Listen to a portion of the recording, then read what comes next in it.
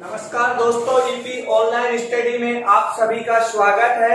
हम व्यक्तित्व परीक्षण के बारे में अध्ययन कर रहे थे। व्यक्तित्व परीक्षण में हमारी कल अप्रक्षेपी विधि कंप्लीट हो गई थी। कौन सी विधि?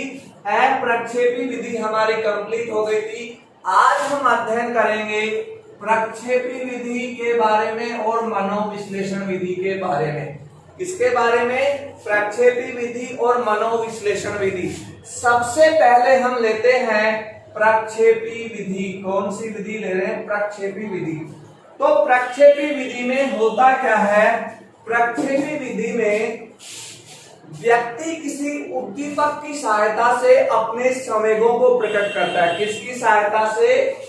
उद्दीपकों की सहायता से। किसकी सहायता से? उद्दीपकों की सहायता से। यानी किसी अन्य वस्तु, यानी व्यक्ति के सामने कुछ ऐसी वस्तु दिखाई जाए कि उसको देखकर, यानी वो उद्दीपक को देखकर अपने संवेग प्रकट करता है। क्या करता है? संवेगों को प्रकट करता है। क्या करता है? व्यक्ति अपने संवेगों को प्रकट करता है।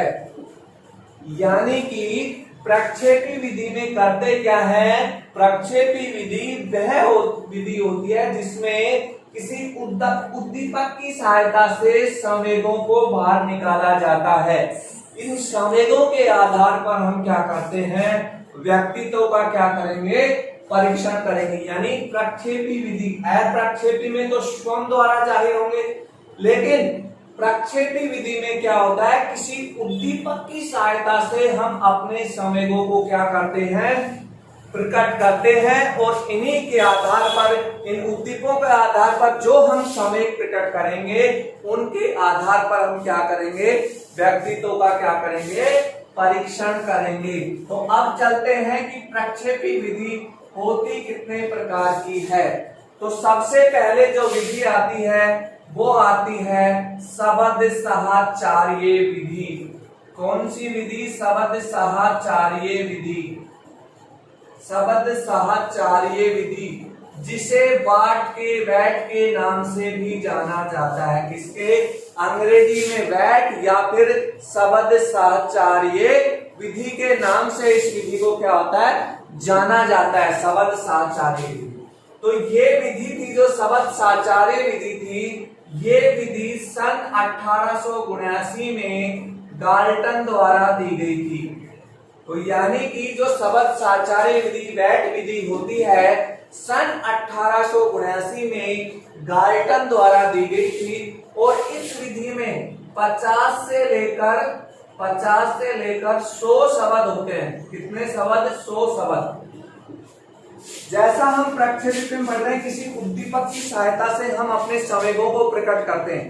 तो इस विधि में 50 से 100 शब्दों का ऐसा समूह है कि उन शब्दों की सहायता से व्यक्ति के संवेगों को बाहर निकाला जाता है, जिससे उनका व्यक्तित्व परीक्षण किया जा सके। शब्द साहचर्य विधि को हम वैट के नाम से जानते हैं। ये विधि सन 1879 में डाल्टन द्वारा दी गई थी। इस विधि में 50 से 100 शब्द होते हैं, जिनकी सहायता से व्यक्तित्व का क्या किया जाता है?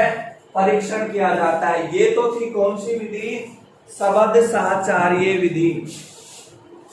अब अगली विधि हम जो इसमें दूसरी विधि लेते हैं, वो विधि है वाक्य पूर्ति परीक्षण। कौन सी है? वाक्य पूर्ति परीक्षण। वाक्य पूर्ति परीक्षण।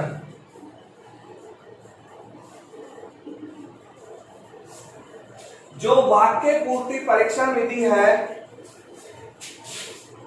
इस विधि में हम क्या करते हैं? वाक्यों की क्या करते हैं? पूर्ति करते हैं। जो ये विधि थी, ये टाइटल ने दी थी। किसने? टाइटल ने दी थी। और इस विधि में हम करते क्या है?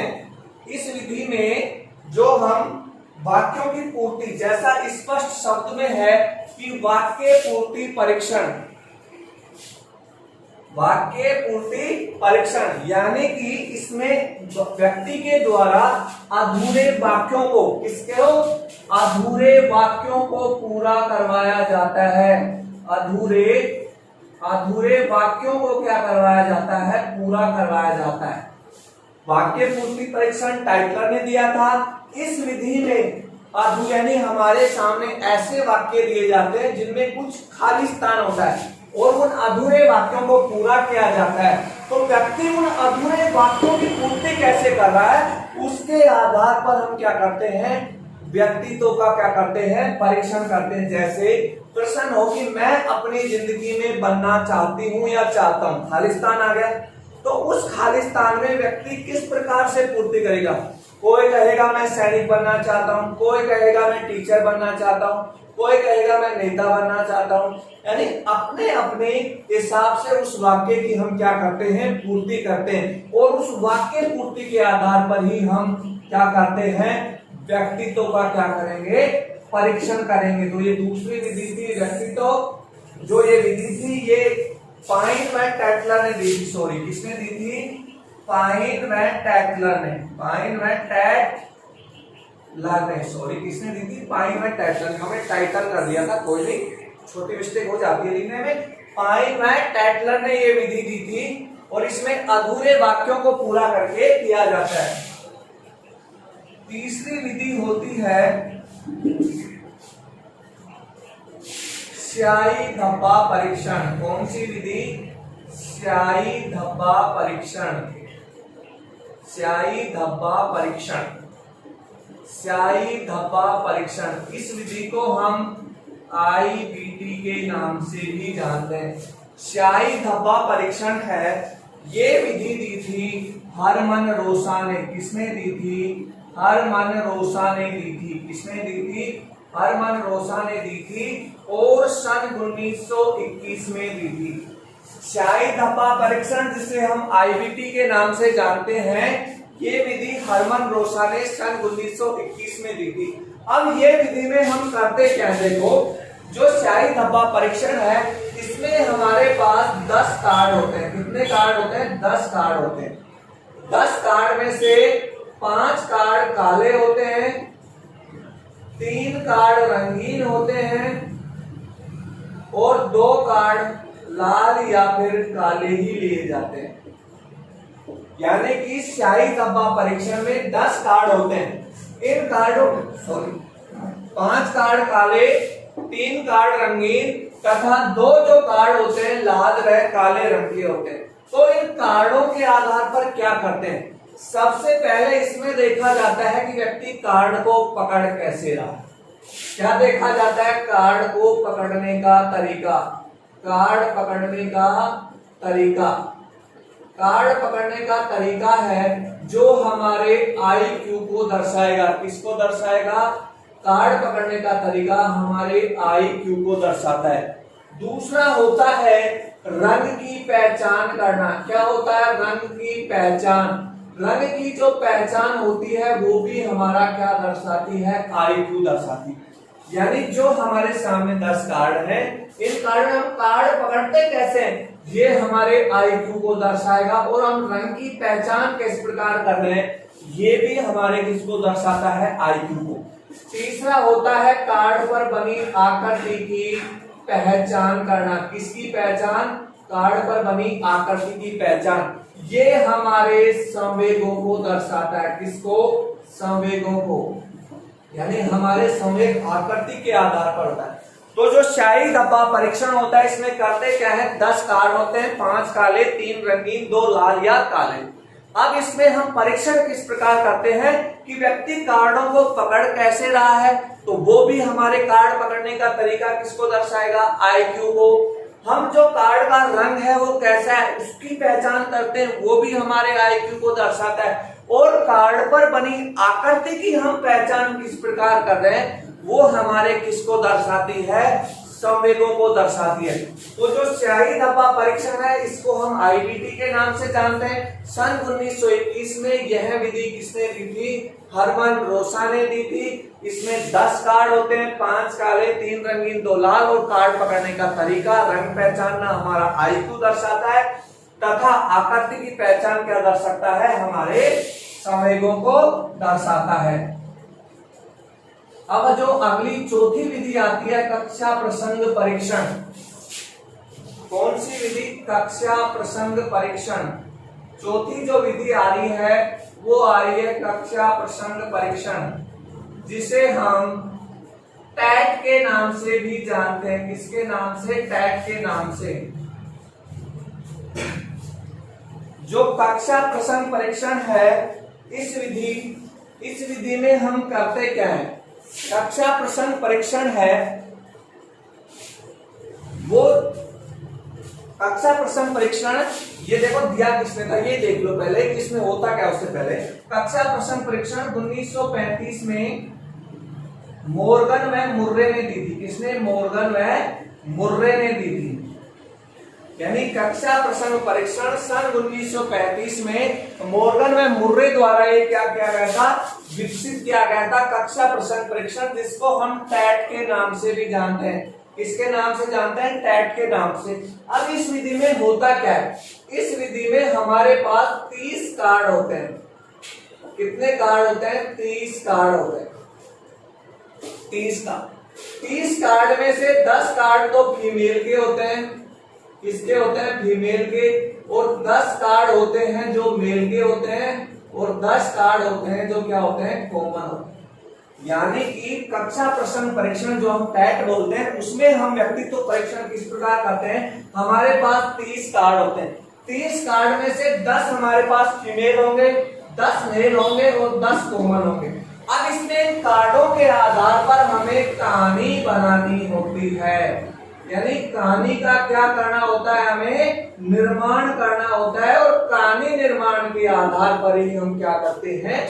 कहानी निर्माण हम किस प्रकार कर रहे हैं, उसके आधार पर हमारा व्यक्तित्व परीक्षण किया जाता है। जो हमारा कक्षा प्रसंग परीक्षण, जिसको हम टैट कहते हैं, 1935 में मोर्गन व मुर्रे ने दिया। इसमें 30 कार्ड होते हैं, 10 मेल, 10 फीमेल और 10 कॉमन। हमें कार्डों के आधार पर क्या होता है? कहानी का क्या करना होता है? निर्माण करना होता है। आखिरी जो विधि आती है वो आती है बालक अंतर्बोध परीक्षण। 5वीं विधि है वो है बालक अंतर्बोध परीक्षण। बालक अंतर्बोध परीक्षण। बालक अंतर्बोध परीक्षण, जिसे हम कैट के नाम से जानते हैं। किसके नाम से? कैट के नाम से जानते हैं। ये विधि सन 1948 में लियोपर्ड बैलक ने दी थी। किसने दी थी? लियोपर्ड बैलक। जो आखिरी विधि है प्रक्षेपी विधि की, बालक अंतर्बोध परीक्षण, जिसे हम कैट के नाम से जानते हैं, सन 1948 में लियोपोल्ड बैलक ने दी थी। और ये 3 से 11 वर्ष के बच्चों के लिए होती है। कितने वर्ष के? 3 से 11 वर्ष के बच्चों के लिए होती है। और इसमें 10 कार्ड होते हैं। कितने कार्ड? 10 कार्ड। और कार्डों पर जानवरों के चित्र होते हैं। बालक अंतर्बोध परीक्षण, जिसे कैट कहते हैं, इसमें 3 से 11 साल के बच्चों पर हम करते हैं। और इसमें 10 कार्ड होते हैं जिन पर जानवरों के चित्र होते हैं। और ये केवल ये विधि अमेरिका में उपयोग ली जाती है। कहां पर? अमेरिका में। तो ये थी हमारी प्रक्षेपी विधियां, शब्द साचार्य, वाक्य पूर्ति, स्याही धब्बा, कक्षा प्रसंग परीक्षण और बालक अंतर्बोध। अब हम बात करें हमारी मनोविश्लेषण विधि। मनोविश्लेषण विधि में हम 2 प्रकार से हमारा क्या करते हैं? व्यक्तित्व का परीक्षण करते हैं। एक तो होता क्या है? व्यक्ति की इच्छाएं कैसी हैं, यानी व्यक्ति के संवेगों का, व्यक्ति की दमित इच्छाएं कैसी हैं, यानी व्यक्ति अपनी इच्छाओं को किस प्रकार प्रकट कर रहा है। मनोविश्लेषण में हम बात करें तो ये मनोविज्ञान पर आधारित विधि होती है। इसमें एक तो व्यक्ति के संवेगों के आधार पर उसका परीक्षण करते हैं, जैसे व्यक्ति की इच्छा क्या है, व्यक्ति के भविष्य के सपने क्या हैं, उसकी भविष्य की इच्छाओं की पूर्ति हो रही है या फिर दमित इच्छाएं हैं, इसके आधार पर अध्ययन करके हम करते हैं। और एक होता है उसके सौपनशीलता पर। किस पर? सौपनशीलता पर। जैसे नहीं मैं तो ये बनूंगा, वो बनूंगा, करना वरना कुछ नहीं। यानी कि एक तो बच्चे के व्यक्तित्व पे और एक उसकी सौपनशीलता के आधार पर मनोविश्लेषण विधि में हम क्या करते हैं? बच्चे का व्यक्तित्व परीक्षण करते हैं। मुख्य जो विधियां हैं इसमें 2 हैं, अप्रक्षेपी और प्रक्षेपी विधियां। तो ये था हमारे व्यक्तित्व परीक्षण की विधियां, अप्रक्षेपी, प्रक्षेपी और मनोविश्लेषण। हमारा प्रक्षेपण यानी व्यक्तित्व परीक्षण का टॉपिक यहाँ समाप्त होता है।